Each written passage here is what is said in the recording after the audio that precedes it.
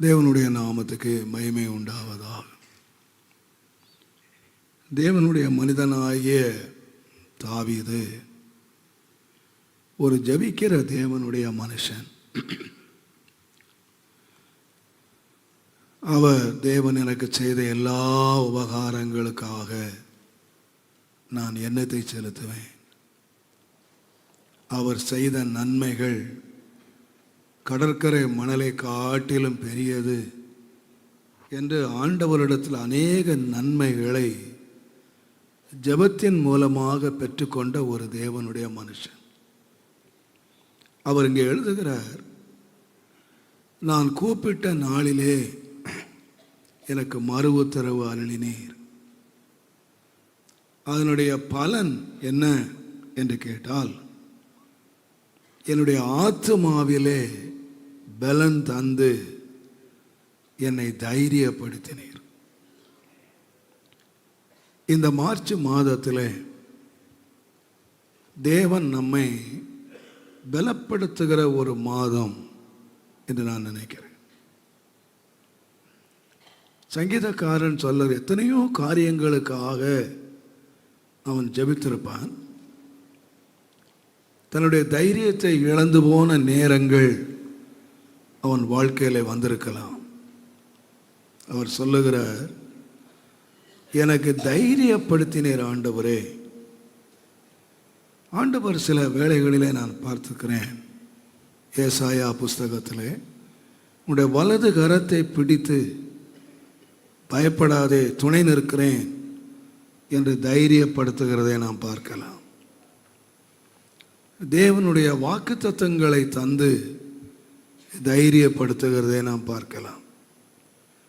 ஆனால் இங்கே சங்கீதக்காரன் சொல்லுகிறான், எப்படி தைரியப்படுத்தினார் என்று சொன்னால், என் ஆத்துமாவிலே பலன் தந்து என்னை தைரியப்படுத்தினார். தேவனுடைய நாமத்துக்கு மகிமை உண்டாவதாக. நம்முடைய தேவன் நம்முடைய ஜெபத்தை கேட்கிறவர் என்பதிலே நமக்கு சந்தேகமே இல்லை.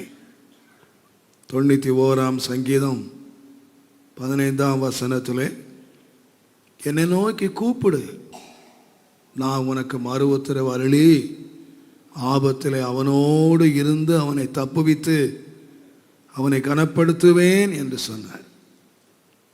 34ஆம் சங்கீதம் 6ஆம் வசனத்தில், இந்த ஏழை கூப்பிட்டான், இந்த ஏழை கூப்பிட்டான், கர்த்தர் அவன் ஜெபத்தை கேட்டார் என்று சொன்னார். எரேமியா 33ஆம் அதிகாரம் 3ஆம் வசனத்தில், என்னை நோக்கி கூப்பிடு, அப்பொழுது நான் உனக்கு மறு உத்தரவு அருளி செய்து உனக்கு அறியாததும் உனக்கு எட்டாததுமான பெரிய காரியங்களை அறிவிப்பேன் என்று சொன்னார். இதிலெல்லாம் ஒன்றை நாம் பார்க்கிறோம். தேவனை நோக்கி கூப்பிடுகிற வேளையிலே தேவன் நிச்சயமாகவே நமக்கு மறு உத்தரவு அருளுகிறார் என்று நாம் அறிந்திருக்கிறோம். ஆனால் இந்த இடத்துல எனக்கு அவர் மறு உத்தரவு அருளி செய்து ஆத்துமாவிலே பலன் தருகிறார். ஏன் ஆத்துமாவிலே பலன் தருகிறார் என்று சொன்னால், நான் விசுவாசிக்கிறேன் 3 யோவான் 2ஆம் வசனம், யோவான் எழுதின 3வது நிருபம் 2வது வசனத்திலே, உன்னுடைய ஆத்துமா வாழ்கிறது போல நீ எல்லாவற்றிலும் வாழ்ந்து சுகமாய் இருப்பாயாக என்று சொன்ன. இப்போ ஒரு மனுஷனுடைய வாழ்க்கையினுடைய அடிப்படை எங்கே இருக்கு? இன்னைக்கு நிறைய பேர் வாழ்த்துவாங்க, 16 பெற்று பெருவாழ்வு வாழ்வாயாக, நீ கோடா கோடியாய் நீ பெருகுவாயாக. எத்தனையோ வாழ்த்தல்கள் மனிதன் கொடுக்கலாம். ஆனால் இந்த வாழ்த்தல்கள் பலிக்க வேண்டுமானால் அவன் எங்கே ஆரம்பிக்கணும்னு சொன்னால், இந்த ஆசீர்வாதம் ஆரம்பிக்க வேண்டிய இடம் எங்கன்னு கேட்டிங்கன்னா, ஆத்துமாவிலே நீ வாழுவாயானால், உன்னுடைய ஆத்துமா சுகமாக இருக்குமானால், அவன் சொல்லுகிறான், உன் ஆத்துமா வாழ்கிறது போல நீ எல்லாவற்றிலும் வாழ்ந்து நீ சுகமாக இருக்கணும். ஆத்துமா மாத்திரம் வாழாவிட்டால் அவனுடைய ஆசீர்வாதங்கள் அவனுடைய வாழ்க்கையில் எந்த பலனையும் கொண்டு வருகிறதில்லை. உதாரணமாக நான் சொல்வேனானால், ஆண்டவராகிய தேவன் இந்த உலகத்திலே முதலாவது மனிதனை படைத்தார். வேதம் சொல்லுகிறது, அவனுடைய நாசியிலே தம்முடைய சுவாசத்தை அவர் ஊதினார். அப்பொழுது அவன் யாராக மாறினான் என்று சொன்னால், ஜீவ ஆத்மாவாக மாறினான். சுருக்கமாய் சொன்னால், அவன் ஆத்மாவிலே ஜீவன் உள்ளவனாய் மாறினான். அவன் ஆத்மாவிலே ஜீவன் வந்தது. அப்பொழுது அவனுடைய ஆசீர்வாதத்தை எடுத்து பாருங்கள். அவன் ஆசீர்வாதம் ஜீவ ஆத்மா ஆன பொழுது அவன் கனத்துக்குரியவனாய் மாறினான், மகிமைக்குரியவனாய் மாறினான், ஆளுகைக்குரியவனாய் மாறினான், தேவனோடு உறவாடுகிறவனாக மாறினான். சகல சம்பூர்ண நன்மைகளும் அவன் உள்ளவனாக அவன் மாறினான்.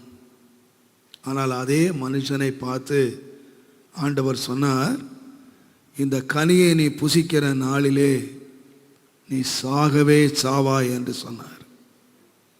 அவன் சரீர பிரகாரமாக ஒருவேளை உயிரோடு இருந்திருக்கலாம், பட் அவன் ஆத்மாவிலே செத்து போனான். நீ பாவம் செய்கிற நாளிலே உன் ஆத்மா சாகும் என்ற வார்த்தையின்படி அவன் ஆத்மா மரணம் அடைந்து விட்டது. நான் நினைக்கிறேன், இந்த உலகத்திலேயே அவன் 2 பேர் தான் இருக்கிறாங்க. அவனுக்கு ஒரு 5 சென்ட் லேண்ட் இல்லை, 5 கண்டத்திலே அவன் தான் இருக்கிறான். முழு உலகம் அவனுக்கு தான் சொந்தம். ஆனால் ஆத்மா செத்து போனதுனால இந்த முழு உலகம் அவனுக்கு ஆசீர்வாதத்தை கொண்டு வரலை. இந்த முழு உலகம் அவனுக்கு சாபத்தையும் முள்ளையும் குறுக்கையும் வேதனையும் கண்ணீரையும் தான் இந்த உலகம் கொண்டு வந்துச்சு. இந்த உலகம் அவனுக்கு கொண்டு வர ஆசீர்வாதத்தை கொண்டு வர முடியலை. இந்த முழு உலகம் அவனுக்கு தான் சொந்தம். கண்ணு கட்டுற தூரம் வரைக்கும் அவனுக்கு தான் சொந்தம். இந்த உலகமே அவன் கையில் இருக்கு. இந்த பூமியெல்லாம் அவனுக்கு தான் சொந்தம்.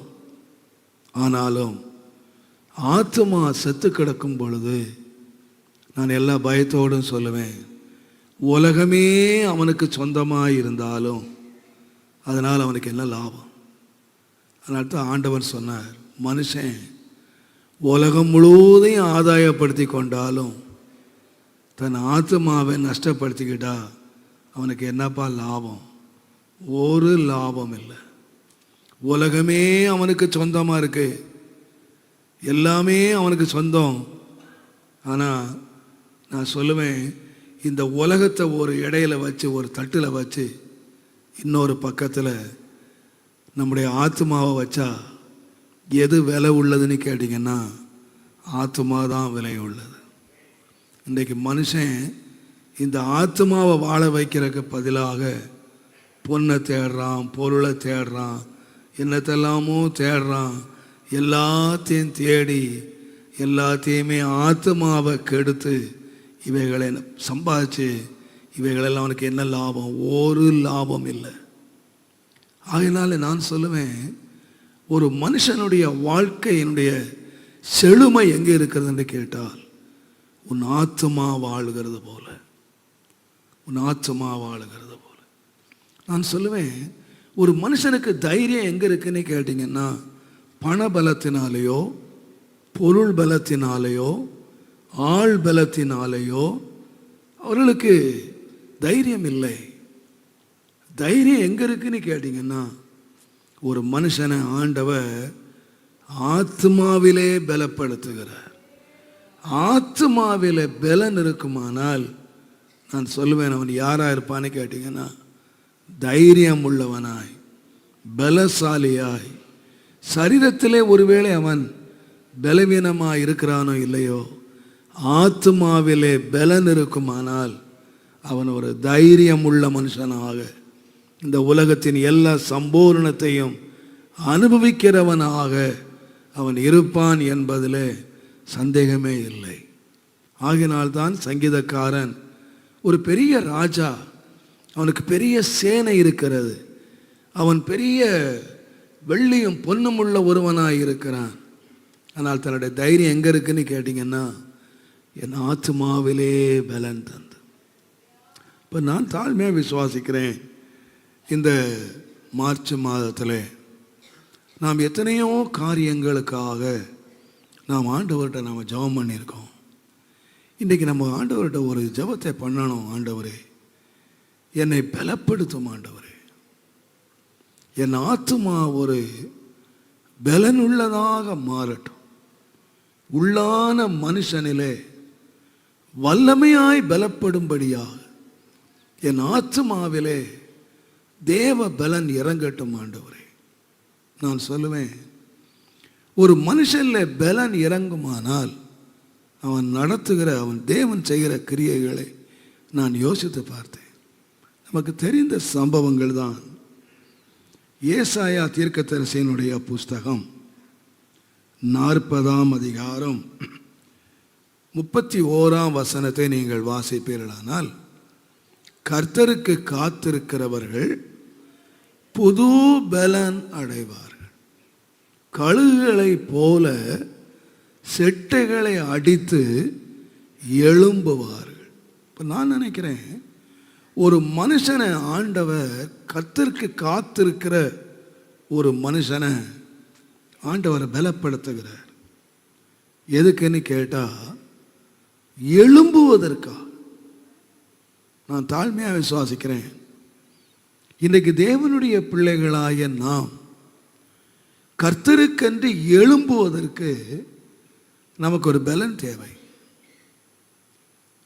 கர்த்தருடைய தாசனாகிய யாக்கோபு தன்னுடைய பிள்ளைகளை ஆசீர்வதிக்கும் பொழுது 49ஆம் அதிகாரம் ஏசாயா தீர்க்கதரிசியின் புஸ்தகம் 9ஆம் வசனத்தை நீங்கள் வாசிப்பீங்கன்னா, யூதா பாலசிங்கம், நீ இறை கவர்ந்து கொண்டு ஏறி போனாய், சிங்கம் போலும் கிளச்சிங்கம் போலும் மடங்கி படுத்துக்கிட்டான், எழுப்புகிறவன். இப்போ என்ன வேணும்னு கேட்டிங்கன்னா, அவன் எழும்பணும். அவன் யாருன்னு கேட்டால், அவன் யூதா பால சிங்கம். அவனுடைய கை சத்துருவனுடைய பிடரியின் மேலே இருக்கும். அவன் சகோதரர்கள் முன்னாலே பணிவார்கள். அவ்வளோ பலம் இருக்கு. அவன் ஒரு யூதா சிங்கம். ஆனால் எப்படி படுத்துக்கிட்டான்னு சொன்னால், கிளச்சிங்கம் போல படுத்துக்கிட்டான். அவன் எழும்புவான். ஆனால் என்ன நடக்கும்னு கேட்டிங்கன்னா, அவனுடைய சகோதரர் முன்னால் பணிவாங்க. அவன் சத்துருக்களுடைய பிடரியில் அவனுடைய கை இருக்கும். ஆனால் அவன் எழும்ப முடியலை. ஒரு கிளச்சிங்கம் போல படுத்துக்கிட்டான். இன்றைக்கி நிறைய கர்த்தருடைய பிள்ளைகள் தங்களுடைய சத்துருக்களை ஏன் மேற்கொள்ள முடியலைன்னு சொன்னால், அவர்கள் ஏன் உயர்த்தப்பட முடியலைன்னு சொன்னால், அவங்க என்ன செய்திருக்காங்கன்னு சொன்னீங்கன்னா, கிளச்சிங்கம் போல படுத்து கொண்டார். இப்போ அவங்களுக்கு என்ன வேணும்னு கேட்டிங்கன்னா, எழும்புகிறதற்கு ஒரு பலன் தேவை. நான் சொல்லுவேன், இந்த மார்ச் மாதத்தில் எல்லா தேவ பிள்ளைகள் மேலும் ஒரு பலன் தேவை. ஆண்டவரே, ஒரு எக்ஸ்ட்ராடினரி ஒரு ஸ்ட்ரெங்க், ஒரு பலன் எங்கள் ஆத்மாவிலே ஒரு பலனை தாரும். அநேக வேளைகளிலே சில பரிசுத்தவான்கள் கூட இந்த பலவீனத்துக்கு இடம் கொடுத்து விட்டார்கள். நான் நினைக்கிறேன், கர்த்தருடைய தாசனாய் எலியாவை பாருங்கள். ஒரு பெரிய தேவ மனுஷன். அவர் முன்பாக ராஜாக்கள் நிற்க முடியல. தேவனுக்கு முன்பாக நிற்கிறேன் என்று சொல்லி அவர் வானத்திலிருந்து அக்கினி இறங்க பண்ணினார். ஒருவனுக்கு பயப்படாத தைரியசாலியாக இருந்தார். ஆனால் ஒரு நாள் வேதம் சொல்லுகிறது, 1 ராஜாக்கள் 19ஆம் அதிகாரம் 4ஆம் வசனத்திலிருந்து 6ஆம் வசனம் வரைக்கும் பார்த்தீங்கன்னா ஒரு சூறை செடியின் கீழே படுத்துக்கிட்டான். படுத்து சொல்லுகிறான், போதும், எனக்கு ஊழியம் போதும், என் வாழ்க்கை போதும், நான் வாழ்ந்தது போதும், இதுக்கு மேலே எனக்கு ஒரு வாழ்க்கை வேண்டாம், இதுக்கு மேலே எனக்கு ஒரு ஊழியம் வேண்டாம், போதும், என்னை எடுத்துக்கிடும், என்னை எடுத்துக்கிடும். அவன் இப்போ எதை விரும்பினான் என்று கேட்டால், ஜீவனை காட்டிலும் சாவை விரும்பினான்.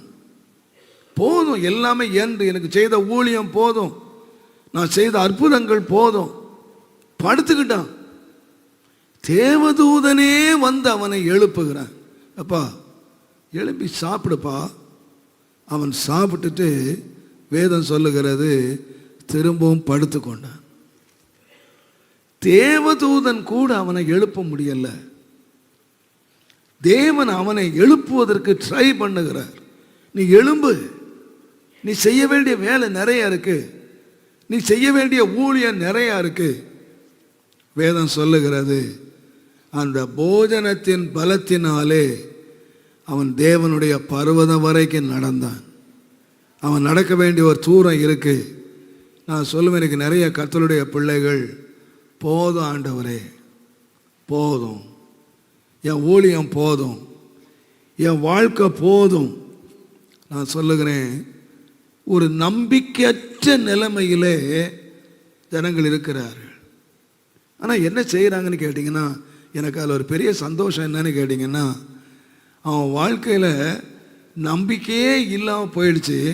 ஆனால் அந்த நிலைமையில என்ன பண்ணான்னு கேட்டிங்கன்னா, ஜெபம் பண்ணான்.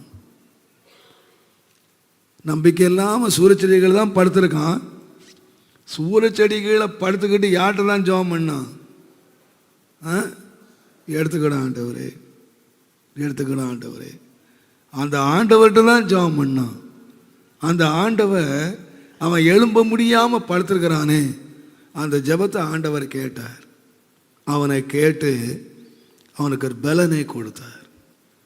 பலனை கொடுத்து அவனை நடக்க பண்ணார். எது வரைக்கும் நடக்க பண்ணாருன்னா, எல்லா தாழ்மையோடு சொல்லுவேன், தேவன் அவனை பரலோகத்துக்கு எடுத்துக்கொள்ளுகிற வரைக்கும் தேவன் அவனை நடக்க பண்ணினார்.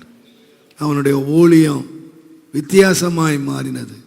இரட்டிப்பான அபிஷேகத்தை தன்னுடைய உடன் ஊழியனுக்கு கொடுத்து விட்டு மகிமையிலே போய் சேர்ற வரைக்கும் இந்த பலனோடையே அவன் நடந்தான். நம்ம நிறைய பேர் நம்முடைய வாழ்க்கையில் வருகிற எதிர்ப்புகளை பார்த்த உடனே நாம் என்ன சொல்லிடுறோம்னு சொன்னால், போதும் கர்த்தாவே, போதும். ஆண்டவர் சொல்கிறாரு, போதாது, இன்னும் உன்னுடைய வாழ்க்கை திட்டத்தை நான் வச்சுருக்கேன், இன்னும் நோக்கத்தை நான் வச்சுருக்கேன். உன்னுடைய வாழ்க்கைக்கு நான் ஜீவனை தந்து உன்னை பலப்படுத்தி உன்னை கொண்டு நிறைவேற்ற வேண்டிய வேலை ஏராளம் இருக்கிறது. உன்னை கொண்டு ஆசீர்வதிக்கப்பட்ட ஜனங்கள் இருக்கிறார்கள். உன்னை கொண்டு நிறைவேற்ற வேண்டிய வேலை ஏராளம் இருக்கிறது. நான் நினைக்கிறேன், தேவன் அவனுக்கு இப்பொழுது அவனுக்கு என்ன தேவைன்னு கேட்டிங்கன்னா, ஒரு பலன் தேவை, ஒரு பலன் தேவை.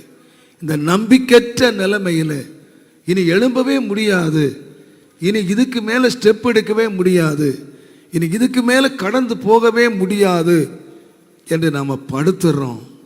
போதும் ஆண்டவரே, இவ்வளவு காலம் எனக்கு வாழ்ந்தது போதும், நான் செய்த ஊழியம் போதும், என்னை எடுத்துக்கிடப்பா, நான் பரலோகத்துக்கு வந்துடுறேன்ப்பா என்று நாம் ஜெபிக்கிறோம்.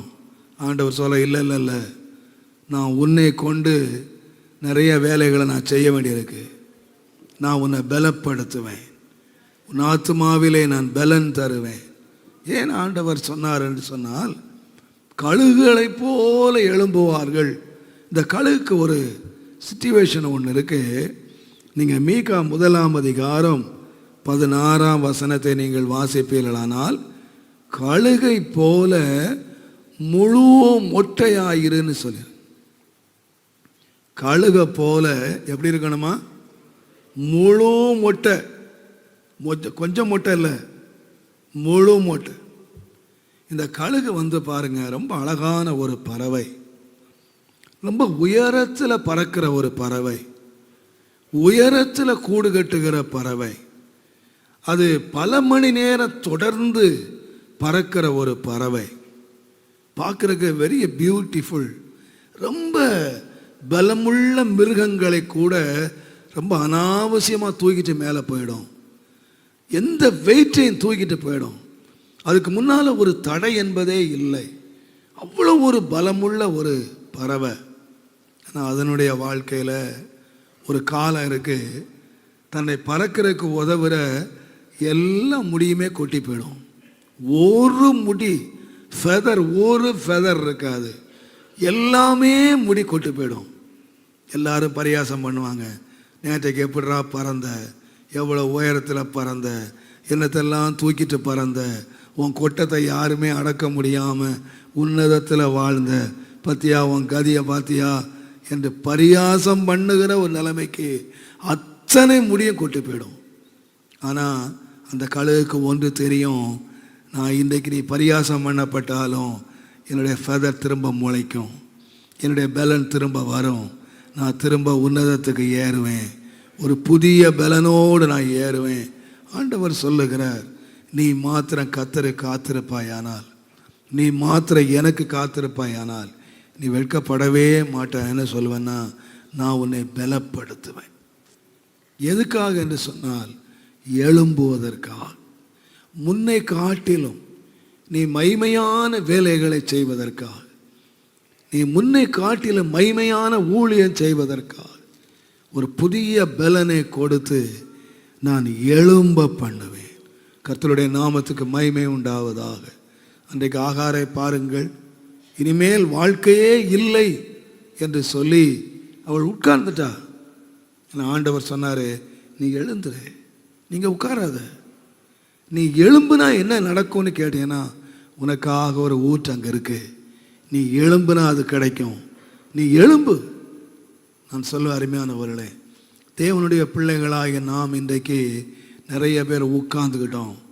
ஆண்டவர் சொல்கிறார், எழும்பு எழும்பு சீயோனே, உன் வல்லமையை தரித்துக்கொள்.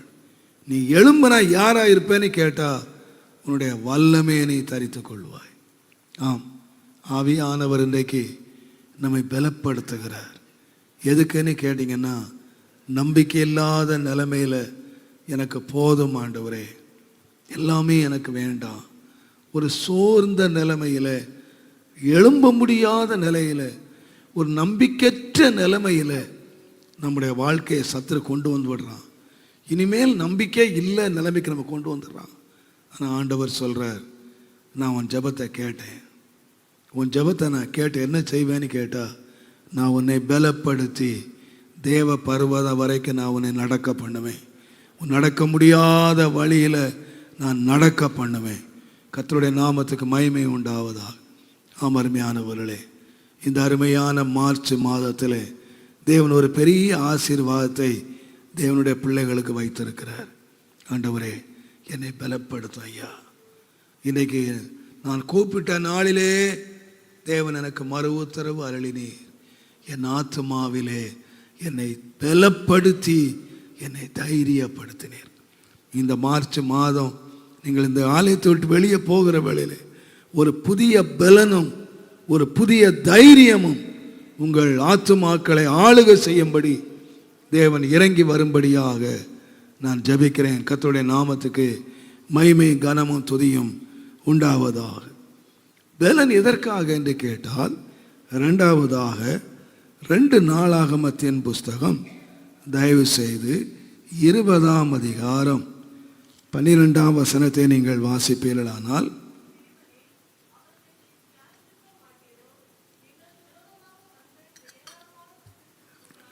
எங்களுக்கு விரோதமாக வந்த இந்த ஏராளமான கூட்டத்துக்கு விரோதமாக எங்களுக்கு என்ன இல்லைன்னு கேட்டிங்கன்னா, நிற்கிறதுக்கு பலன் இல்லை.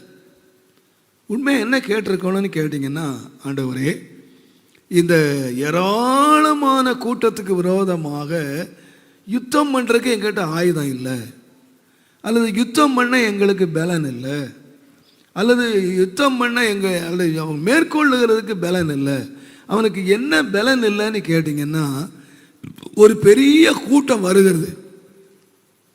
யோசபாத் ஜெபம் பண்ணுறாரு, எதுக்கு பலன் இல்லையா? நிற்கிறதுக்கு பலன் இல்லையா? அப்போ நான் சொல்லுவேன், ஒரு பெரிய எதிரியினுடைய கூட்டம் வரும் பொழுது ஒரு தேவனுடைய பிள்ளைக்கு என்ன வேணும்னு கேட்டிங்கன்னா, எதுக்கு பலம் வேணும்னு கேட்டிங்கன்னா, யுத்தம் பண்ணுறதுக்கு பலன் தேவையில்லை. எதுக்கு பலம் வேணும்னா நிற்கிறதுக்கு தான் பலம் வேணும்.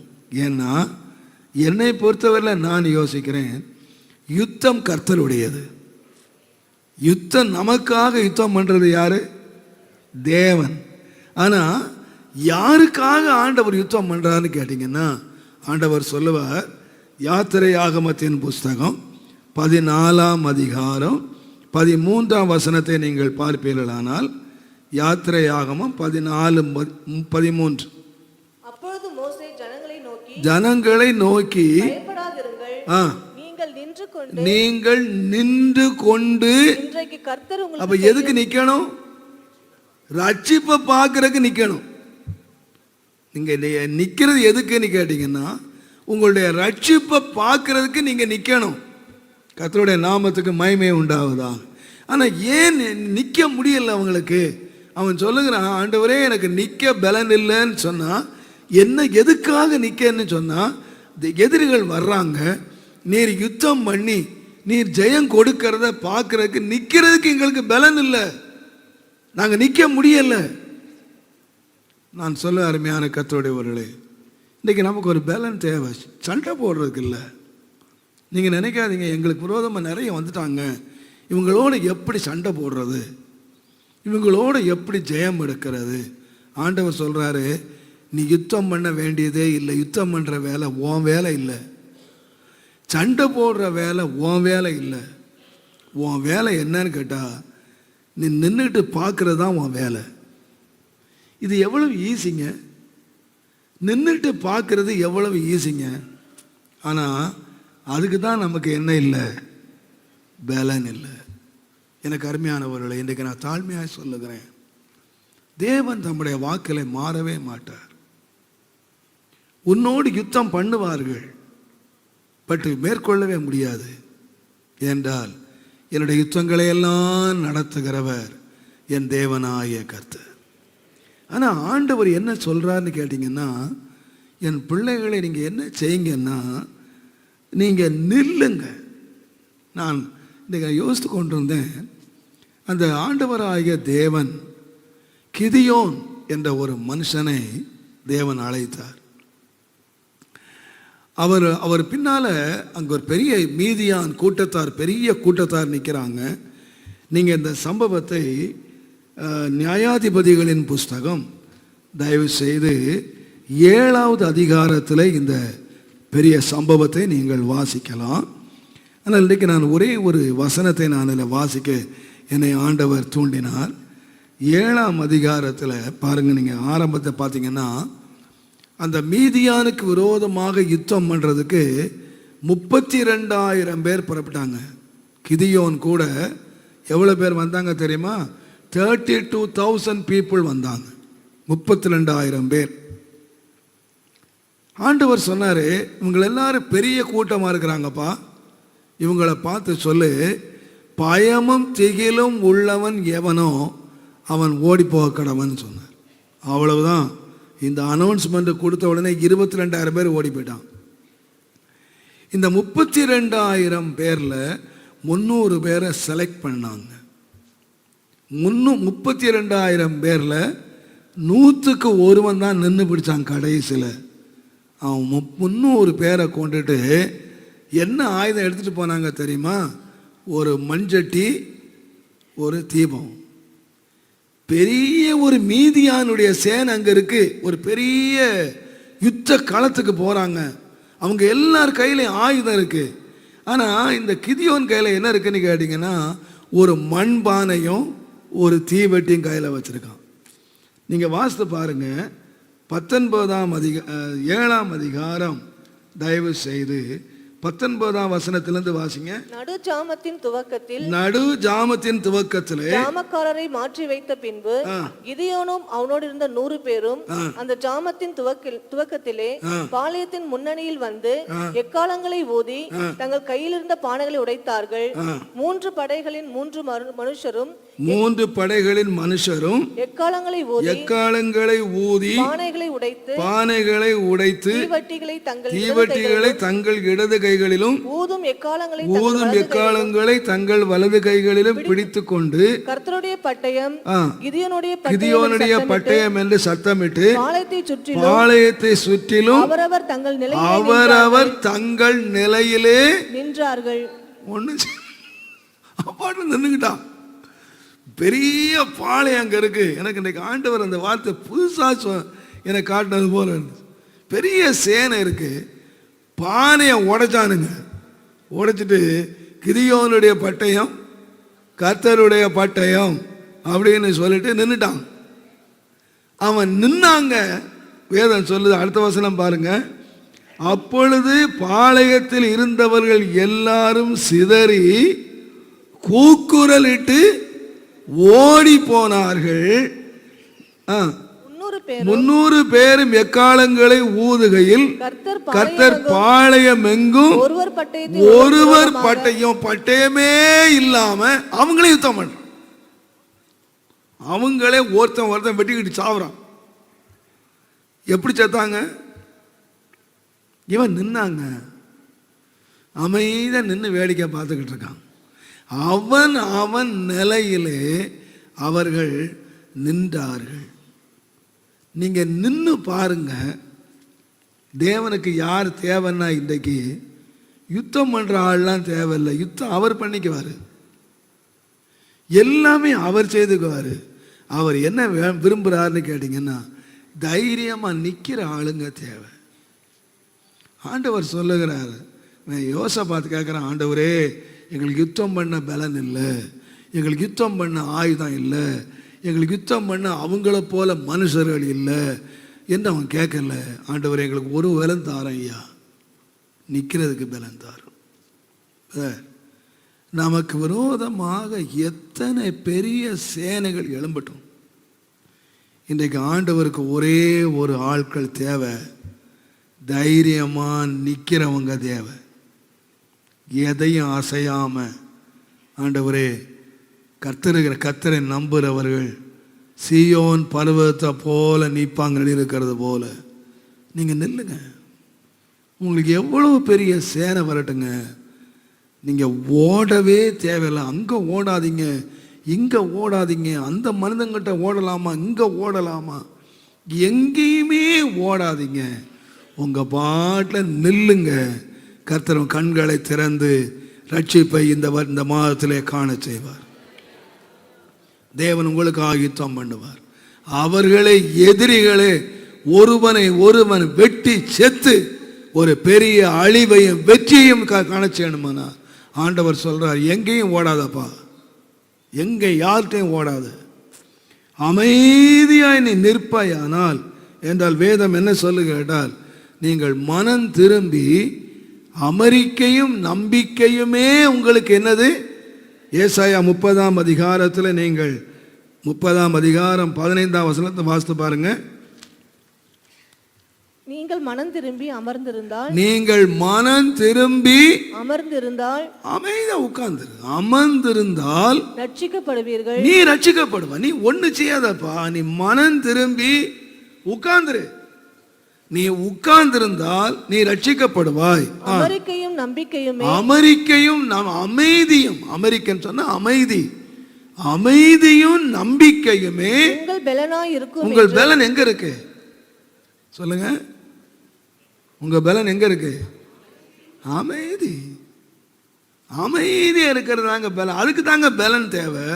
ஓடுறதுக்கு பலன் தேவையில்லை. ஆனா அவங்க என்ன சொல்றாங்க தெரியுமா? இல்லை இல்லை, நாங்க ஓடி போவோம், எங்களுக்கு நிறைய குதிரை இருக்கு, குதிரை மேலே ஏறி ஓடிடுவோம், எங்களுக்கு ஓடுற குதிரை இருக்கு, எங்களுக்கு ஓடுறதுக்கு வீரர்கள் இருக்காங்க, நாங்கள் ஓடி போவோம். அவர் சொல்றாரு, நீங்கள் அப்படியே ஓடுங்க, நீங்கள் ஓடுங்க, ஆனாலும் உங்களுக்காக மனதிறங்கும்படி கர்த்தர் காத்திருப்பார். உங்களுக்காக காத்திருப்பார். உங்கள் பலன் எங்கே இருக்குன்னு கேட்டிங்கன்னா, நான் சொல்கிறேன் அருமையானவர்களே, ஓடுறதுக்கு பலன் தேவையில்லை. எதுக்கு தேவை? நிற்கிறதுக்கு தான் பலன் தேவை. நிற்கிறதுக்கு தான் பலன் தேவை. ஒரு முறை நானும் ஒரு பிரதர் 2 பேரும் சைக்கிளில் போயிட்டு இருந்தேன். பின்னால் பிரதர் ஒருத்தர் நான் சைக்கிள் இருந்த காலம், சைக்கிளில் வேகமாக அவர் நான் ஓட்டிக்கிட்டு இருக்கேன். அவர் பின்னால் உட்காந்தார். எங்கிருந்தோ ஒரு நாய் வந்தால் விரட்டுன்னு விரட்டுது. அவர் சொல்கிறார், பிரதர் வேகமாக மிதிக்க பிரதர், வேகமாக மிதிக்க பிரதர், நாய் விரட்டுது பிரதர். அவர் வேகமாக மிதிக்கிற வண்டி நிறுத்திட்டேன். வண்டியை பிரதர் நாய் நில்லையா, தன்னால் நாய் போயிடும். நீ ஓடுனா, நாய் ஓடுனா என்ன செய்யும்? துரத்தும். நின்றுட்டு திரும்பி பாரு, வாழை மடக்கி. இன்னைக்கு நம்ம நிறைய பேர் ஏன் தோற்று போயிடுறோம்னு சொன்னால், நம்ம ஓடுறதுக்கு தான் பலன் தேடுறோம். அங்கே ஓடிடலாமா, இவர்கிட்ட ஓடிடலாமா, அவர்கிட்ட ஓடுனா கிடைக்குமா, இவர்கிட்ட ஓடினா கிடைக்குமா? எங்கேயும் ஓடாதாப்பா. நமக்கு ஒரு பலன் தேவை. எதுக்குன்னு கேட்டால், நிற்கிறதுக்கு எனக்கு பலன் தேவை. நான் சொல்லுவேன் அருமையான கர்த்தருடையவர்களே, நம்முடைய பலமெல்லாம் நம்மை விட்டு போகிற வேளையில், ஆண்டவரே எனக்கு நிற்க ஒரு பலன் தாரும் ஐயா. அன்றைக்கு கர்த்தருடைய தாசன் ஆகிய தாவீதை குறித்து வாசிப்பீங்கன்னா, அவன் ஒரு காலகட்டம் வந்த பொழுது, அந்த வார்த்தை எனக்கு ரொம்ப பிடித்த ஒரு வார்த்தை. 1 சாமுவேலின் புஸ்தகம், தயவு செய்து 30வது அதிகாரம் 19ஆம் வசனத்தை பாருங்க. அவர்கள் கொள்ளையாடி கொண்டு போன எல்லாவற்றிலும், சிறியதிலும் பெரியதிலும், குமாரரிலும் குமாரத்திகளிலும் ஒன்றும் குறைபடாமல் எல்லாவற்றையும் தாவீது திருப்பி கொண்டான். அந்த 30ஆம் அதிகாரத்தில் 3ஆம் வசனம் பாருங்க. தாவீதும் அவன் மனுஷரும் அந்த பட்டணத்திற்கு வந்தபோது, இதோ அது அக்கினியினால் சுட்டரிக்கப்பட்டது என்றும் தங்கள் மனைவிகளும் 4ஆம் வசனத்திலே, அப்பொழுது தாவீதும் அவனோடு இருந்த ஜனங்களும் அழுகிறதற்கு தங்களில் பலன் இல்லாம போக மாட்டாள். இனிமே அழுறது கூட பலன், நிக்கிறது கூட, அழுகிறது கூட பலன் இல்லை. இப்போ உனக்கு என்ன வேணும்னு கேட்டிங்கன்னா, கர்த்தருக்குள்ள ஒரு திட்டம். வேதம் சொல்லுது, எல்லாரும் கல் எடுத்துக்கிட்டாங்க, அவன் கர்த்தருக்குள்ள தைரியப்படுத்தினான். அவனுடைய முடிவு என்ன தெரியுமா? நான் சொல்லுவேன், அவன் எதையெல்லாம் இழந்தானோ அதையெல்லாம் திரும்ப பெற்றுக்கொண்டான். தேவன் அவனுக்காக யுத்தம் பண்ணினார். எல்லாத்தையும் திரும்புவதற்கு நான் சொல்லுவேன் அருமையான கர்த்தருடையவர்களே, இன்றைக்கு நீங்கள் எழும்பணும், நீங்கள் பலன் அடையணும், நீங்கள் கர்த்தர் பக்கம் நீங்கள் நிற்கணும். நான் சொல்லுவேன், நீங்கள் இழந்தவைகளை உங்களுக்கு தரவும், கர்த்தர் உங்களுக்காக யுத்தம் பண்ணவும், தேவன் உங்களுக்கு ஒரு பலனை தரணும். கர்த்தர் நமக்கு பலன் தருவார். நிச்சயமாக இன்றைக்கு பலன் தந்து, இழந்தவைகளெல்லாம் நான் திரும்ப எனக்கு தாரும் ஆண்டவரே. நான் இந்த வசனத்தை யோசித்து கொண்ட பொழுது என்னுடைய இருதயம் நன்றியினால் நிறைஞ்சது. நான் அப்படியே என்னுடைய கடந்த காலத்துக்கு நான் போனேன். என்னுடைய தகப்பனார், அடிக்கடி நான் சொல்கிறதான், என் தகப்பனார் தாத்தா வீடு நிலம் எல்லாத்தையும் வச்சுருந்தாங்க, எல்லாத்தையும் அழிச்சிட்டாங்க. ஆனால் இந்த வசனம் சொல்லியிருக்கு, நீ மனம் திரும்பி நீ அமர்ந்திருந்தால் என்ன செய்வாய்? ரட்சிக்கப்படுவாய். நீ மனம் திரும்பு, நீ அமர்ந்திரு, கர்த்தர் ரட்சிப்பை தருவார். நான் இப்போது என்னுடைய கண்களை மூடுறதுக்கு முன்னால் நான் திரும்பி பார்க்குறேன். என்னுடைய அப்பா இந்த உலகத்தில் என்னெல்லாம் இழந்தாங்களோ அது எல்லாம் என்னுடைய வாழ்க்கையில் நான் திரும்ப பெற்றுக்கொண்டேன். நம்முடைய அந்த புதிய ஆலய வளாகத்தை நம்ம வாங்கியிருக்கிறது ஒருவேளை உங்கள் கண்களுக்கு ஒரு ஆச்சரியமாக இருக்கலாம், என்னுடைய கண்களுக்கு ஆச்சரியம்தான். ஆனால் அதில் பெரிய பியூட்டி என்னன்னு கேட்டிங்கன்னா, எங்கள் அப்பா வெறும் 200 ரூபாய்க்கு சாராயம் குடித்து கையெழுத்து போட்டு ஒரு பெரிய தோட்டத்தை இழந்தாங்க. அதை போய் பல வருஷத்துக்கு முன்பாக நான் பார்த்துட்டு வந்தேன். அந்த தோட்டம் எங்கே தெரியுமா இருந்துச்சு? இதே மாதிரி ஒரு கால்வாய்க்கரை ஓரத்தில் இதே அளவுள்ள ஒரு தோட்டம். கர்த்தர் எனக்கு வேற என்ன அதே என்னுடைய கண்கள் அப்படியே கண்ணீர் சிந்த ஆரம்பிச்சது. இதே மாதிரி ஒரு கால்வாய் கரையில் அப்பா வெறும் 200 ரூபாய்க்கு இழந்தாங்க. ஆனால் ஆண்டவர் என்ன சொன்னார்னா, எத்தனையோ பேர் என்கிட்ட சொன்னாங்க, டேய் போய் அவங்கள பாடுறா, அவங்க கொடுப்பாங்கடா, நீ போய் அவங்கள பேசுடா, நான் வரேன்டா, உலகத்துக்கே தெரியும்டா அப்பா வெறும் 200 ரூபாய்க்கு சாராயம் குடிச்சு கையெழுத்து போட்டார்னு, நீ போங்கடா. நான் நினச்சி பார்த்தேன், ஆண்டவர் இருக்க சொன்னார், அமைதியாக இரு. ஆனால் இழந்தவைகளுக்கு தேவன் சரியாக எல்லாம் திரும்ப கொடுத்தார். நான் சொல்கிறேன் அருமையானவர்களே, நான் எல்லா பயத்தோடும் தாழ்மையோடு நான் சொல்லுகிறேன். கர்த்தர் ஒவ்வொன்றாய் எனக்கு சொன்ன வேளையில், மகனை நீ எல்லாத்துலேயும் உட்கார்ந்துரு, எதுவுமே நீ கிரிய செய்யாது, உனக்காக நான் கிரிய செய்வேன். நீங்கள் பலன் அடை, உனக்கு பலன் தேவை. எதுக்குன்னு கேட்டால் எல்லா பயத்தோடு நான் சொல்லுகிறேன். முதலாவது, நாம் கர்த்தருக்கு முன்பதாக தைரியமாக எழும்புவதற்கு நமக்கு பலன் தேவை. எழும்பின நாம் நிற்பதற்கு பலன் தேவை. எழும்பி ஓடுறதுக்கு இல்லை, எழும்பி நிற்கிறதுக்கு. அது மாத்திரமல்ல, எபிரேயர் 11ஆம் அதிகாரம் 11ஆம் வசனத்தை பாருங்க, சீக்கிரம் வாசிங்க. விசுவாசத்தினாலே சாராளும் வாக்குத்தத்தம் பண்ணினதை உண்மை உள்ளவர் என்று எண்ணி கர்ப்பம் தரிக்க பலன் அடைந்து. அந்த வார்த்தை எனக்கு ஆண்டவர் சொன்ன போது, எதுக்கு பலன் தேவைன்னு சொன்னீங்கன்னா, தேவனுடைய வாக்கை நம்புறதுக்கு பலன் தேவை. இது வரைக்கும் தேவனுடைய வாக்கை கேட்டிருக்கிறார். ஹஸ்பண்ட் சொல்லியிருப்பாரு, இந்த மாதிரி சந்ததியெல்லாம் நமக்கு பெருசாக வரும், நட்சத்திரங்களை போல பெருகும் அப்படின்லாம் ஆபிரகாம் எத்தனையோ பிரசங்கத்தை சாராளுக்கு செய்திருப்பார். ஆனால் ஒரு காரியம் நடக்கலை.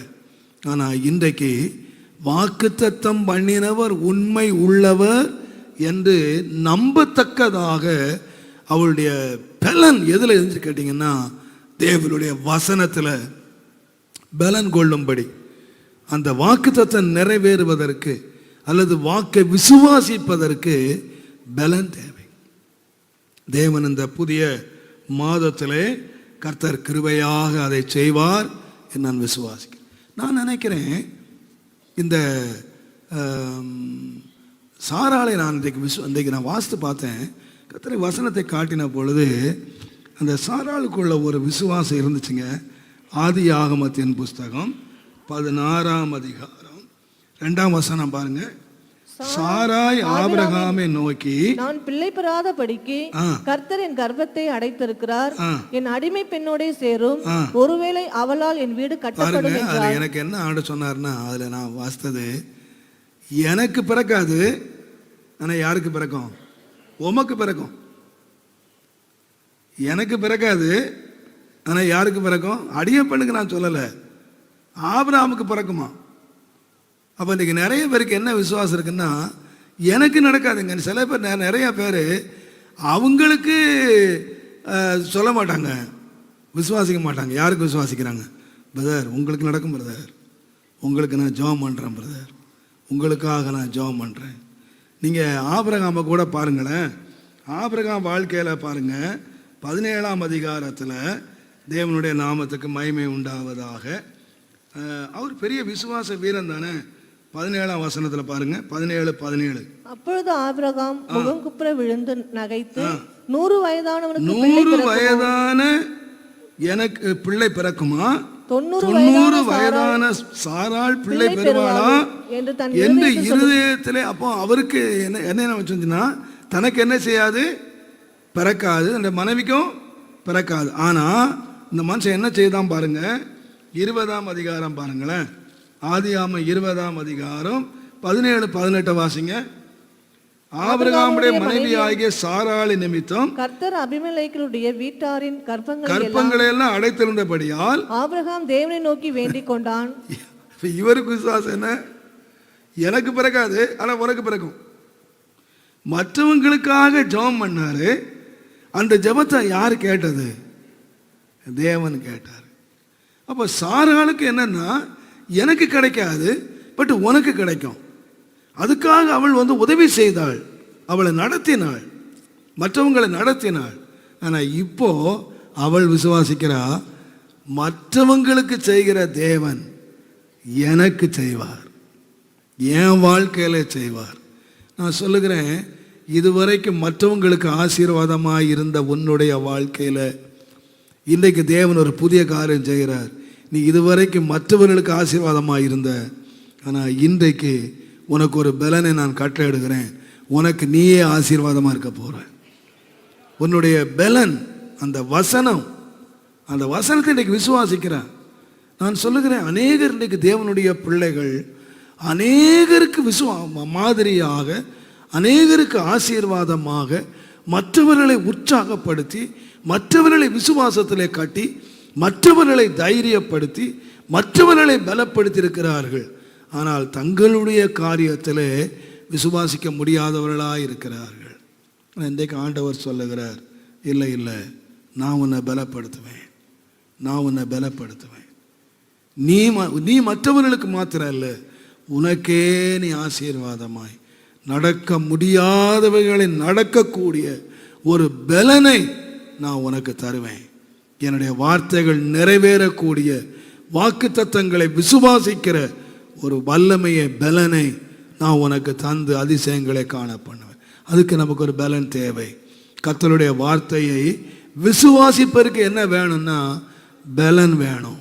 தேவனுடைய நாமத்துக்கு மகிமை உண்டாவதாக. ஆமருமையானவர்களே, எல்லாரும் வசனத்தை கேட்கலாம், வசனத்தை பிரசங்கம் பண்ணலாம், ஆனால் வசனத்தை விசுவாசிக்கிற ஒரு பலன் தேவை. தேவனுடைய நாமத்துக்கு மகிமை உண்டாவதாக. அந்த விசுவாசிக்கிற வேளையிலே தான் அது பலன் செய்கிறது. கர்த்தருடைய நாம் கடந்த வாரத்தில் கூட வாசித்தோம். அப்போஸ்தலனாகிய பவுல் சொல்லுகிற வேளையிலே கொலோசியருக்கு எழுதின நிருபம், தேவனுடைய நாமத்துக்கு மகிமையும் கனமும் துதியும் உண்டாவதாக. கொலோசியருக்கு எழுதின நிருபம், தயவு செய்து 1ஆம் அதிகாரம் நினைக்கிறேன்.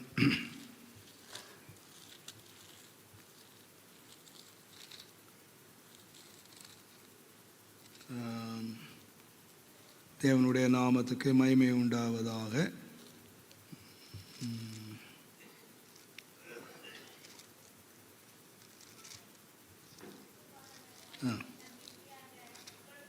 ஒன்று தெசலோனிக்கேயர் 1ஆம் அதிகாரம் 13ஆம் வசனம் பாருங்கள். 2ஆம் அதிகாரம் 13ஆம் வசனம். 1 தெசலோனிக்கேயர் 2:13. ஆகையால் நீங்கள் தேவ வசனத்தை எங்களாலே கேள்விப்பட்டு ஏற்றுக்கொண்ட பொழுது மனுஷர் வசனமாய் ஏற்றுக்கொள்ளாமல் தேவ வசனமாகவே ஏற்றுக்கொண்டதினால் இடைவிடாமல் தேவனுக்கு ஸ்தோத்திரம் செலுத்துகிறோம். மெய்யாகவே தேவ வசனம் தான் விசுவாசிக்கிற உங்களுக்குள்ளே பலன் செய்கிறது. பலன் யாருக்கு செய்யறதுன்னா விசுவாசிக்கிற உங்களுக்குள்ளே அது பலன் செய்கிறது. ஆம், நான் சொல்லுகிறேன், இன்றைக்கு இந்த வசனம் என்ன செய்யணும்னா, நம்ம கேட்கிறவங்களா இல்லை, பிரசங்கிக்கிறவர்களா இல்லை, பலன் செய்கிற அளவுக்கு தேவன் நம்மை பலப்படுத்தி காரியங்களை வாக்கள் நிறைவேற்றுகிற வசனங்களாக, வசனங்கள் மாறத்தக்கதாக தேவன் பலப்படுத்துவார். கடைசியாக அப்போஸ்தலர் நடபடிகளின் புஸ்தகம், நம்ம எல்லாம் தெரிந்தவைகள் தான். 1ஆம் அதிகாரம் 8ஆம் வசனம் வாசி.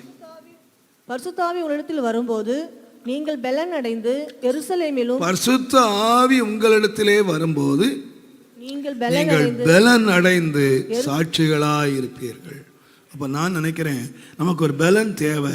சாட்சி சொல்றதுக்கு இல்லை, சாட்சியா வாழ்றதுக்கு. தேவனுடைய நாமத்துக்கு மகிமை உண்டாவதாக. கர்த்தர் இந்த மார்ச் மாதத்தில் நம்மை பலப்படுத்த வேண்டும். நாம் எழும்போதற்கு பலப்படுத்தணும், நாம் நிற்கிறதுக்கு பலப்படுத்தணும், தேவன் நம்மை கர்த்தருடைய வார்த்தையை விசுவாசித்து அந்த வார்த்தைகள் நம்முடைய சரீரத்திலே நம்முடைய ஆத்துமாவிலே பலன் செய்வதற்கு பலன் கொடுப்பதற்கு தேவன் பலப்படுத்தணும். கடைசியாக நம்முடைய வாழ்க்கையை சாட்சியாய் வாழுவதற்கு கர்த்தர் நமக்கு ஒரு பலன் பண்ணணும். ஆண்டவரே, நாங்கள் கேட்குற வசனங்கள், ஆண்டவரே, நாங்கள் நிற்கிற காரியங்கள் எல்லாவற்றிலும் நாங்கள் சாட்சி சொல்லுகிறவர்களாய் அல்ல. இந்த அநேகர் சாட்சி சொல்கிறாங்க, பட் வாழ்க்கையில் சாட்சி இல்லாமல் வாழ்கிறாங்க. ஆனால் நம்முடைய கர்த்தருடைய பிள்ளைகளாகிய நாம் நம்முடைய வீடுகள் எப்படியா இருக்கணும்னு கேட்டிங்கன்னா சாட்சியான வீடுகளாக இருக்கணும். நம்முடைய வாழ்க்கை, நம்முடைய ஊழியம் எப்படிப்பட்ட ஊழியமாக இருக்கணும்னா சாட்சியான ஊழியமாக இருக்கணும். நம்முடைய தனிப்பட்ட வாழ்க்கை எப்படி இருக்கணும்னா சாட்சியாக இருக்கணும். கர்த்தருடைய நாமத்துக்கு மகிமையும் கனமும் உண்டாவதாக. ஏன்டா நான் யோசித்து பார்க்கிறேன், எப்படி நம்ம சாட்சியாக இருக்க முடியும்னு கேட்டிங்கன்னா நான் ஒரே ஒரு வசனத்தை நான் வாசிக்கிறேன். யோவான் எழுதின சுவிசேஷம் 1ஆம் அதிகாரம் தயவு செய்து 17ஆம் வசனத்தை நீங்கள் வாசிப்பீர்கள். நியாயப்பிரமாணம் மோசேயின் மூலமாய் கொடுக்கப்பட்டது, கிருபையும் சத்தியமும் கிறிஸ்துவின் மூலமாய் உண்டாயின. அவங்களுக்கு வெறும் பிரமாணம் தான் கொடுக்கப்பட்டுச்சு, வெறும் கட்டளை தான் கொடுக்கப்பட்டுச்சு. ஆனா ஆண்டவர் நமக்கு என்ன கொடுத்தாருன்னு கேட்டீங்கன்னா கட்டளை கொடுக்கல, சத்தியத்தை கொடுத்தாரு. சத்தியத்தை கொடுக்கறதுக்கு முன்னாலே என்ன கொடுத்தாரு? கிருபை கொடுத்தாரு. அப்போ நான் நினைக்கிறேன் ஃபஸ்ட்டு ஆண்டவர் கொடுக்கறது என்னது? கிருபை. கர்த்தருடைய நாமத்துக்கு மகிமை உண்டாவதா. முதலாவது ஆண்டவர் கிருபையை கொடுத்துட்றாரு. கிருபையை கொடுத்துட்டு தான் அடுத்து என்னத்தை கொடுக்குறாரு? வாசனத்தை கொடுக்குறாரு அல்லது சத்தியத்தை கொடுக்குறாரு. ஆனால் அவங்களுக்கு என்னன்னு கேட்டிங்கன்னா வெறும் கமாண்ட், வெறும் கட்டளை மாத்திரம்தான் கொடுக்கப்பட்டுச்சு, வெறும் பிரமாணம் மாத்திரம்தான் கொடுக்கப்பட்டுச்சு. நான் சொல்லுவேன், தேவன் நம்மேல் கிருபை உள்ளவராக நமக்கு சத்தியத்தை வெளிப்படுத்துகிறார் என்று சொன்னால் அந்த சத்தியத்தை நிறைவேற்றுவதற்கு தேவன் என்ன கொடுக்கிறார்னா கிருபையும் தேவன் தருகிறார். அதனால தான் சொல்லுவேன், அருமையானவர்களே, இந்த கற்பனையை நாம் கை கொள்ளுவதற்கு நமக்கு பலன் இல்லை, இந்த வேதத்தில் நடக்கிறதுக்கு நமக்கு பலன் இல்லை, இந்த வசனத்தின்படி செய்கிறதற்கு நமக்கு பலன் இல்லை. ஆனால் ஒன்றை நான் விசுவாசிக்கிறேன், உன்னுடைய பலவீனத்திலே என்னுடைய பலன் பூரணமாய் விளங்கும். நான் நினைக்கிறேன் நம்ம ஒருவேளை சரீர பலவீனத்தை தான் நம்ம எடுத்துக்கொள்கிறோம். ஆனால் நாம் அநேக வேளையில் நான் நினைக்கிறேன், நான் ஆண்டவர்கிட்ட ஜெபம் பண்ணுவேன், ஆண்டவரே இந்த வசனத்தின்படி எனக்கு நிற்க முடியலப்பா, இந்த வசனத்தின்படி செய்ய முடியலப்பா, இந்த வசனத்தின்படி எனக்கு வாழ முடியலப்பா என்று ஆண்டவரை நோக்கும்போது ஆண்டவர் சொல்கிறது, என் கிருபை உனக்கு போதும்ப்பா, நீ எதை எடுத்துக்க? என் கிருபையை எடுத்துக்க. இந்த சத்தியத்தை பின்பற்றுறதுக்கு, இந்த சத்தியத்தின்படி வாழுவதற்கு, இந்த சத்தியத்தின்படி நீ சாட்சியாய் இருப்பதற்கு நான் உன்னை பலப்படுத்துகிற அந்த கிருபை, என் பலவீனத்திலே எனக்கு முடியாது, இந்த வசனத்தின்படி என்னால் நடக்க முடியாது என்று நினைக்கும் பொழுது நான் நினைக்கிறேன் கர்த்தருடைய கிருபை நம்மை தயவாய் தாங்கிறதற்காக நான் ஆண்டவருக்கு நன்றி செலுத்துகிறேன். ஆண்டவரை என்னை பலப்படுத்துகிற கிறிஸ்துவினாலே எல்லா வசனத்தையும் செய்வதற்கு வாழுவதற்கு எனக்கு பலன் உண்டு. ஆண்டவரே, என்னை ஆண்டவர் பலப்படுத்திக்கிட்டே இருக்கிறார். எவ்ரிடே, ஒவ்வொரு நாளும் என்னை பலப்படுத்துகிறீர் சுவாமி. எதற்காக என்று கேட்டால் இந்த உலகத்தில் நான் சாட்சியாய் வாழுவதற்காக. ஆண்டவரே, இந்த உலகத்தில் நான் ஒன்று தான் வச்சுட்டு போக முடியும். இந்த உலகத்தில் ஆண்டவர் என்னத்தை வச்சுட்டு போனார்னு கேட்டிங்கன்னா நம்முடைய சந்ததி, பின்னால் வருகிற சந்ததிகள் பின்பற்றி வரும்படி ஒரு மாதிரியான வாழ்க்கையை தேவன் வச்சுட்டு போனார். அடிச்சுவடுகளை பின்பற்றும்படி தேவன் ஒரு மாதிரியை வச்சுட்டு போனார், ஒரு சாட்சி உள்ள வாழ்க்கையை வச்சுட்டு போனார். இந்த உலகத்தில் நீங்களும் நானும் வச்சுட்டு போக வேண்டிய என்னன்னு கேட்டிங்கன்னா ஒரு வாழ்க்கை, ஒரு வாழ்க்கையை நாம் வச்சுட்டு போனோம். எதை சம்பாதிச்சு வைக்கிறோமோ இல்லையோ, எதை சேர்க்கிறோமோ இல்லையோ, இந்த உலகத்தில் நம்ம கண்ணை மூடும்போது நம்முடைய சாட்சியை, நம்முடைய வாழ்க்கையை பின்பற்றி வரக்கூடிய ஒரு சாட்சியை இந்த உலகத்தில் வச்சுட்டு போகிறக்காகத்தான் ஆண்டவர் இந்த உலகத்தில் உங்களை என்னை வச்சிருக்காரு. அதுக்கு என்ன வேணும் தெரியுமா? அறிவல்ல, அனுபவம் அல்ல. நான் 50 வருஷம் இயேசு பின்பற்றினேன் எப்படிங்கிற அறிவல்ல, அனுபவங்களும் அல்ல. நான் சொல்லுவேன், ஒரு பலன் தேவை. ஆண்டவரே, நீர் எங்களுக்கு தருகிற வார்த்தைகளை நாங்கள் அதன்படியே நாங்கள் சாட்சியாய் வாழுவதற்கு எங்களுக்கு ஒரு எக்ஸ்ட்ராடினரி ஸ்ட்ரென்த், ஒரு பலன் எங்களுக்கு தேவை ஆண்டவரே. எத்தனையோ வசனங்களை நாங்கள் கேட்குறோம், ஆனால் அதன்படி வாழ முடியலை. எத்தனையோ வசனங்கள் நாங்கள் பிரசங்கம் பண்ணுறோம், ஆனால் அதன்படி நாங்களால் வாழ முடியலை. அப்போஸ்தலனாகிய பவுல் சொல்லுவார், மற்றவனுக்கு பிரசங்கம் பண்ணுகிற நீதானே அதையே நீ செய்கிறாய். நீ எதை செய்கிறாய்? மற்றவர்களை குற்றவாளியாக தீர்க்கிறாய், ஆனால் அதையே நீ செய்கிறாய். ஏனென்று கேட்டால், மற்றவங்களை குற்றவாளியாக தீர்க்கிறது ரொம்ப லகு, ஆனால் அதை நான் செய்கிறது ரொம்ப கடினம்.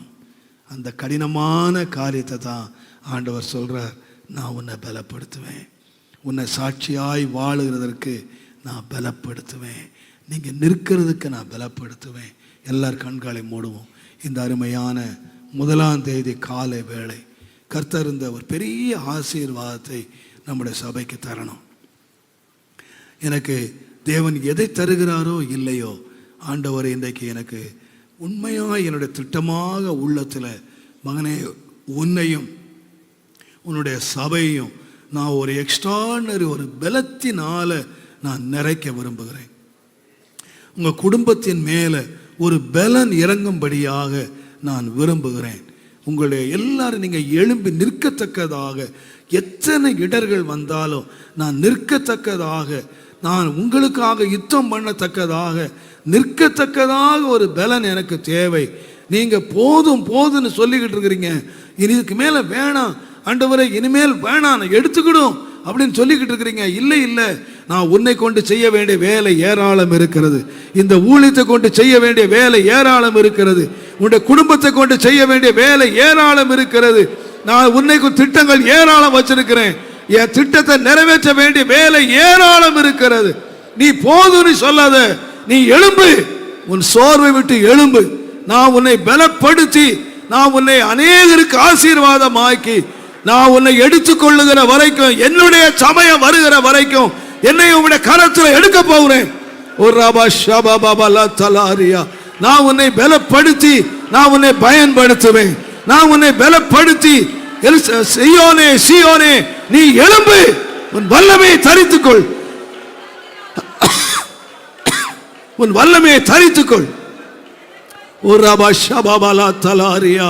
நான் உனக்காக யுத்தம் பண்ணுவேன். உன்னுடைய யுத்தங்களை நான் பண்ணுவேன். உனக்கு விரோதமாக எழுப்பி இருக்கிற பெரிய கூட்டத்தை நான் அறிவேன்.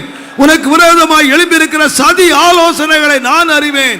பிரத்யட்சமாக எழுப்பி இருக்கிற ஆலோசனைகள், மறைவாக எழுப்பி இருக்கிற ஆலோசனைகள், உன் யுத்தங்களை எல்லாம் நான் நடத்துவேன். நீ நிற்க மாத்திரம் செய். உன் யுத்தங்களை நான் நடத்துவேன் மகளே. உன்னுடைய வாக்கு தத்தங்களை நான் நிறைவேற்றுவேன். நீ முடியாதுன்னு சொல்ற, இனி நடக்காதுன்னு சொல்ற, ஆனா நடக்கத்தக்கதாய் என்னுடைய வசனமே கிரியை செய்யும். என்னுடைய வசனத்தை அனுப்பி நான் உன்னை குணமாக்குகிறேன். என் வசனம் உன்னை பலப்படுத்தும். என் வசனம் உன்னை பலப்படுத்தும். நான் உண்மை உள்ளவர். உங்களை பரிசுத்தம் பண்ணும்படியாய், உங்களுக்கு சாட்சியாய் நிறுத்தும்படியாய், உங்களுக்கு ஏராளமான வசனங்களை உங்களுக்கு தந்திருக்கிறேன். அவைகள் எல்லாம் நிறைவேற்றத்தக்கதாக எனக்கு முடியாதுன்னு சொல்லாத. நான் விதைத்த வசனங்கள் எல்லாம் பலன் தரும். நான் விதைத்த வசனங்கள் எல்லாம் பலன் தரும். என் வசனம் ஒரு நாள் விருதாவாய் போகாது. நான் எதற்காக அனுப்பினேனோ, எதற்காக இந்த ஆவணியில் இந்த வசனங்களை வெளிப்படுத்தினேனோ, அவைகள் எல்லாம் பலன் கொடுக்கத்தக்கதாய் நான் உங்களை பலப்படுத்துவேன். உங்களை நான் சாட்சியாய் மாற்றுவேன். என்னை பலப்படுத்தும் ஆண்டவரே, என்னை பலப்படுத்தும், என்னை பலப்படுத்தும். எல்லாரும் சொல்லுங்க, ஆண்டவரே ஒரு பலம் என் மேல் இறங்கட்டும், ஒரு பலன் என் மேல் இறங்கட்டும். எல்லாரும் ஜெபிங்க, ஒரு பலம் இறங்கட்டும். ஒரு விசை என்னை பலப்படுத்தும் ஆண்டவரே, ஒரு விசை என்னை பலப்படுத்தும்.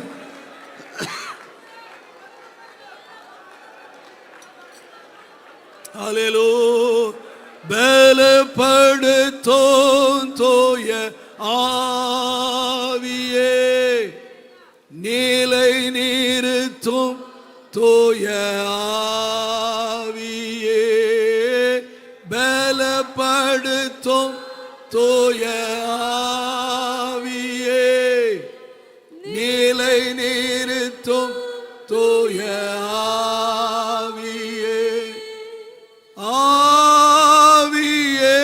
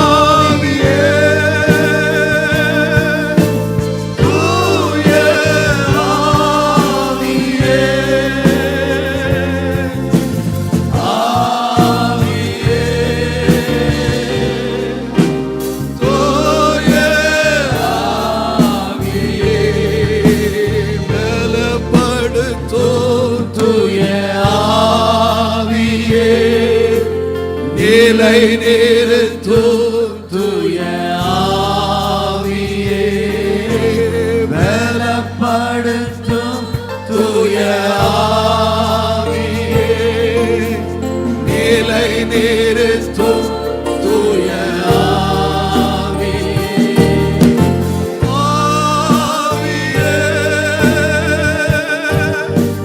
தூய ஆவியே, ஆவியே,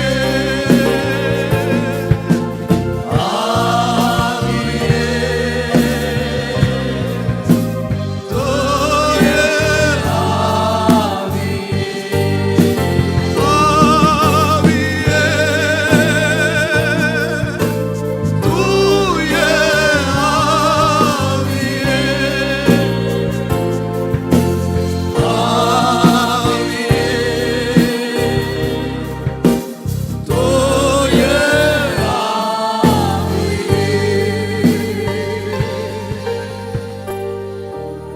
என் பலனாய கர்த்தாவே,